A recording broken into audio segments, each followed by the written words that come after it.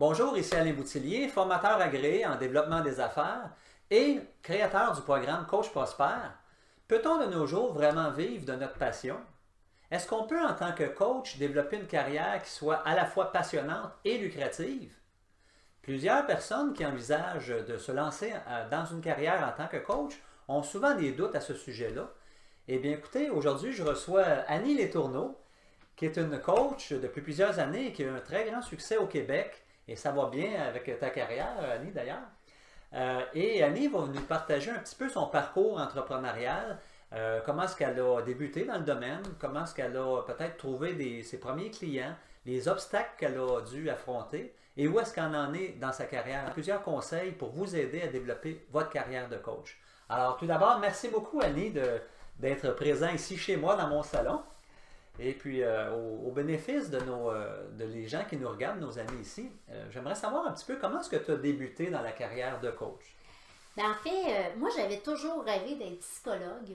Ouais. C'était un rêve d'enfant. Et finalement, je ne l'ai pas fait. Ben, j'ai décidé de m'en aller en enseignement. Et parce que le terme psychologue, je me disais, c'est de la thérapie, c'est toujours de travailler dans les bébites du monde, ça va venir chercher mon énergie. Et je ne voulais pas ça.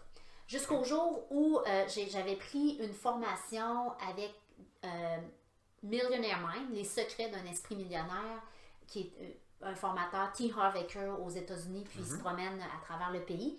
Et lui, dans sa formation que j'ai adorée, il parlait vraiment beaucoup de la PNL. Ouais. Et là, je me suis dit, c'est quoi cette affaire-là, la PNL? J'avais lu un livre de Anthony Robbins et je me suis dit, bon, mais je vais chercher c'est quoi la PNL. À ce moment-là, j'étais hôtesse de l'air. Donc, je me suis mise à chercher. Là, j'étais hôtesse de l'air. Puis, j'ai eu un problème de santé qui a fait que ça a remis ma vie en question. Puis, je me suis dit, bon, ben si je faisais vraiment qu'est-ce que je voulais faire, qu'est-ce que je ferais? Et la question, c'était, ben je serais coach. Je ferais de la formation et des conférences. Donc, à partir de ce moment-là, j'ai décidé de faire le saut pour m'en aller coach de vie ou coach de réussite que j'appelle pour moi personnellement. Donc tu as eu vraiment un déclic dans ta vie qui a fait que la situation dans laquelle tu étais ne te convenait plus et qu'il fallait que tu fasses quelque chose. Et puis le fait d'aider d'autres personnes, d'accompagner d'autres personnes à améliorer leur qualité de vie, c'est ça qui t'a eu comme un appel finalement. Oui, mais au début, c'était pas pour aider d'autres personnes. Au début, c'était vraiment, j'ai vu la puissance de la PNL, qui est la programmation neurolinguistique, et je l'appliquais à moi-même. Puis, au début, c'était vraiment pour m'aider moi-même, pour voir comment je pouvais m'aider, comment je pouvais améliorer ma vie. Et dans le processus du programme de coaching, je me suis rendu compte ben, je peux faire une carrière avec ça. Donc, au fur et à mesure, j'ai décidé de faire une carrière. Mais au début, c'était plus pour moi que pour aider des gens. Je le faisais vraiment pas pour aider des gens, je le faisais pour m'aider moi-même. Ben, c'est sûr que maintenant, je le fais vraiment pour aider des gens, mais la première personne que je voulais aider, c'était moi-même. OK. Je pense que la plupart des gens qui s'en vont dans le coaching également, la raison première est également de mieux se comprendre soi-même. Je pense qu'on a tous un peu ça en nous. J'aimerais savoir, Annie, qu'est-ce que tu as fait comme cours exactement pour devenir coach? Alors moi, j'ai fait des cours, ça n'en pu finir. Je te dirais, j'ai investi à peu près 100 000 dans mon éducation. OK. Donc, j'ai Vous vraiment... n'êtes pas obligé de faire ça à la Non, maison. non, pas obligé. Mais ça a été le meilleur investissement de ma vie. Oui. J'ai vraiment investi beaucoup.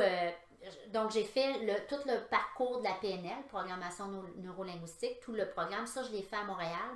Ensuite, je me suis formée aux États-Unis avec le docteur Michael Hall, qui est en neurosémantique et en métacoaching, qui est une sorte de coaching à l'avant-garde, je dirais, qui a un processus de questionnement plus élaboré. C'est vraiment un bon processus. Cette formation-là de métacoaching, qui est une formation de coach, imagine-toi donc que je l'ai fait 6 fois. Et c'est pas parce que je suis blonde, c'est vraiment parce que je voulais maîtriser la formation, donc je voulais la comprendre. Je l'ai faite partout, en Norvège, en Australie, aux États-Unis, au Brésil. Donc, je me suis promenée pour la faire vraiment beaucoup. Wow.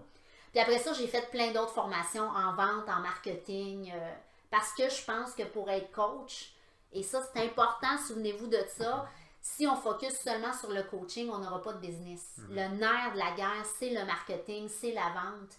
Et autant qu'on peut être un bon coach, si on ne sait pas comment se vendre, si on ne sait pas comment faire du marketing, on n'aura pas de business. Exactement. Ouais. C'est souvent le côté business qui est que les coachs ne sont pas nécessairement très à l'aise. Ils sont très à l'aise avec toute la technicalité pour transformer la vie d'une personne. Ça, c'est génial.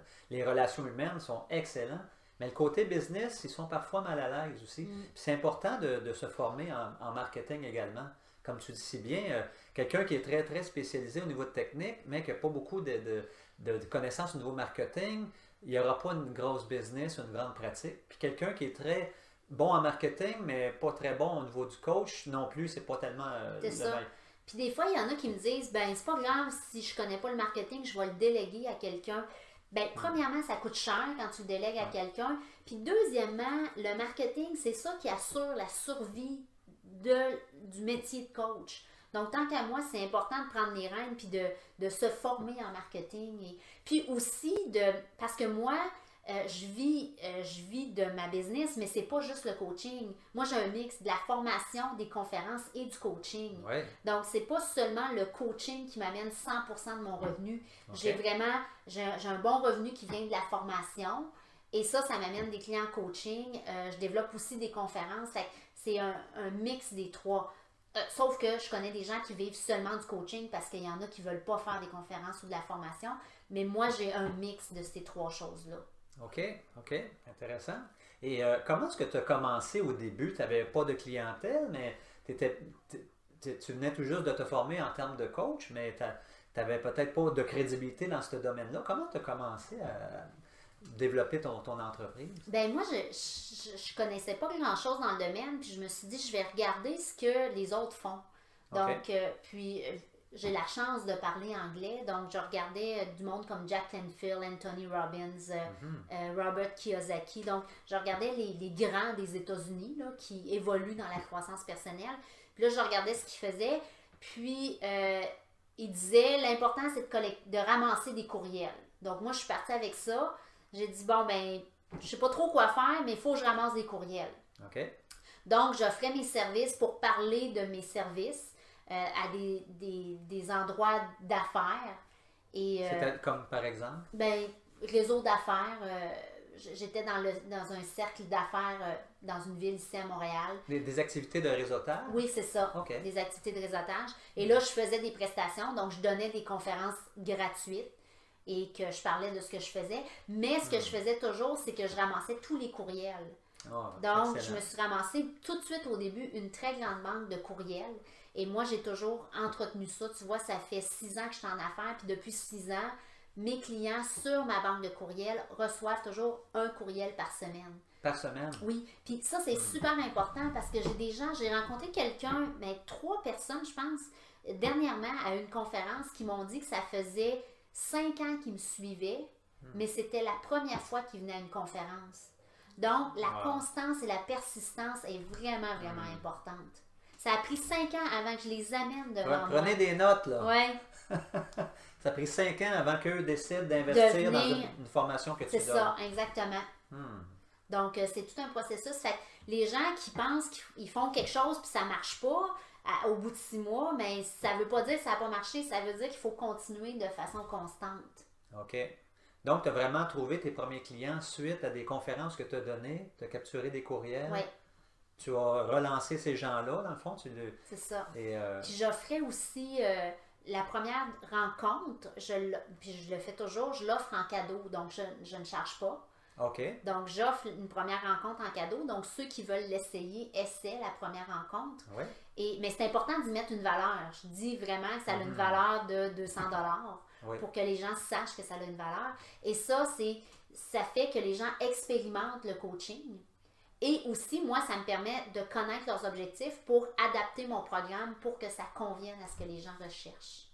C'est un peu comme lorsqu'on va dans les épiceries et puis ils nous font goûter les aliments avant d'acheter. C'est un peu cette technique-là qui fonctionne bien pour le coaching également. Oui, parce qu'il y a plein de gens, ils ne savent pas exactement c'est quoi le coaching. On entend le mot, mais ils ne comprennent pas qu'est-ce que ça fait concrètement, ils ne savent pas. On doit éduquer les gens à ce que c'est le coaching, puis les ça. faire expérimenter pour qu'ils en voient la valeur par la suite dans leur vie. Ah, intéressant. Et puis, j'aimerais savoir, qu'est-ce que tu as fait pour te démarquer des autres coachs? Parce qu'il y a des centaines et des centaines de coachs qui graduent chaque année, dans le fond. Mais comment tu as fait, toi, pour avoir ta saveur à toi? Ben, tu vois, ma saveur à moi, je viens de la trouver dernièrement. Ça fait pas longtemps. Tu sais, ça fait quand même 5 ans que j'évolue. Et ce que j'ai découvert, pour moi, c'est le coaching de groupe. OK. Donc, j'ai offert un programme qui a du coaching individuel. Donc, il y a une rencontre par mois. Et en plus, il y a un coaching de groupe, au moins une rencontre par mois ou aux 2 semaines, en groupe. Donc, les OK. gens, ils ont du groupe et ils ont de l'individuel. Et ça a fait qu'en anglais, on dit skyrocket. Oui. Ça a amené les résultats de mes clients à un autre niveau parce qu'il y avait un groupe de support en plus de l'individuel. Donc, ça a été une pierre angulaire dans mon coaching qui a fait toute une différence. Et ces gens-là, comment tu les as contactés? Ben moi, mon système, c'est toujours, j'offre une conférence et les gens viennent me voir à la conférence et pendant la conférence, j'offre aux gens l'opportunité de s'inscrire à mes programmes de coaching.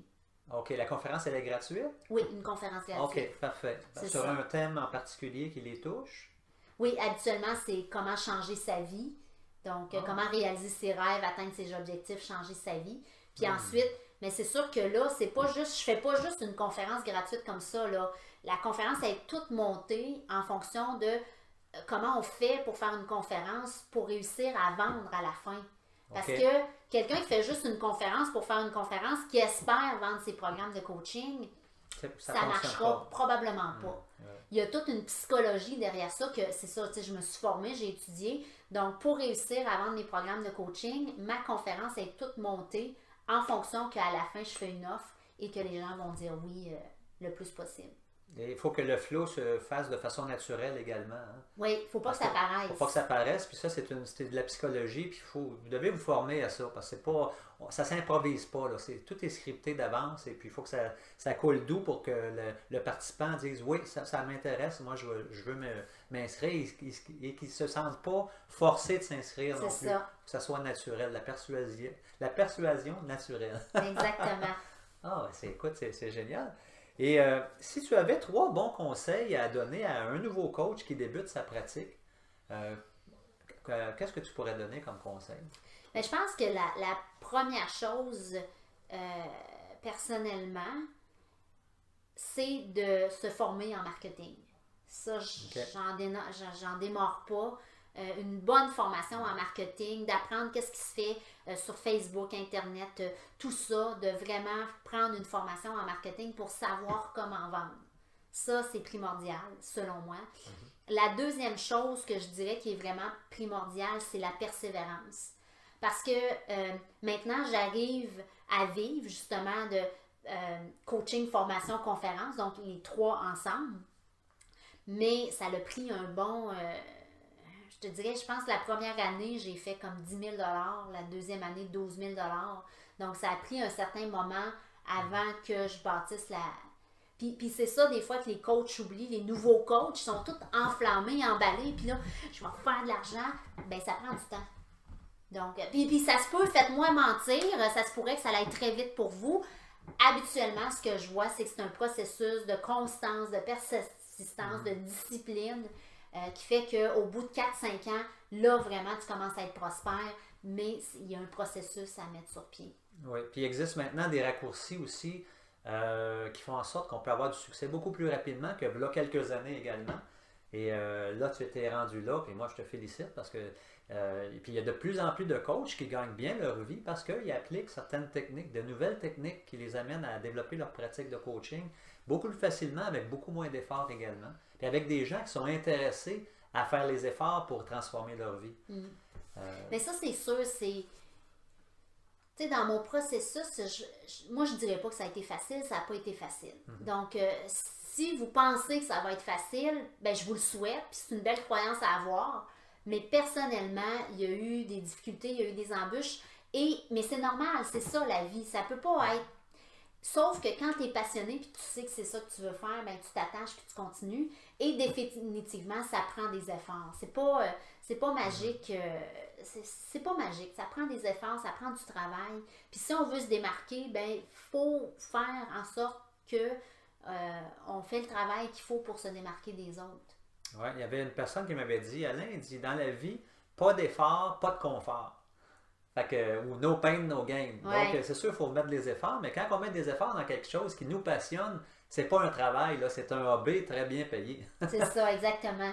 Ça, c'est vraiment génial. Et les gens qui sont nouveaux dans le domaine et qui aimeraient se faire coacher par toi pour vraiment là, aller plus loin dans leur vie personnelle, à quel endroit ils peuvent te contacter ou te rejoindre? Ben, c'est très simple, c'est mon nom, donc www.annieletourneau, ANNIE-LETOURNEAU.com. Génial. Alors que vous soyez en Europe ou que vous soyez ici au Canada, au Québec, ben écoutez, je pense que tu vas se faire un plaisir de les accueillir sur ton site web. Puis, Tout à fait. qui est très beau ton site web, fonctionne très bien également. Je sais que tu as des milliers de gens qui vont te voir sur ton site web à tous les mois. Fait que félicitations pour ça ici. Ben, merci. Alors, en espérant que ces quelques conseils vous ont été utiles dans votre carrière et que ça puisse vraiment là, vous aider à vous propulser un petit peu plus loin de votre situation actuelle. Alors, ici Alain Boutillier ainsi que Annie Letourneau. Au plaisir de vous revoir lors d'une prochaine formation. À bientôt! Au revoir!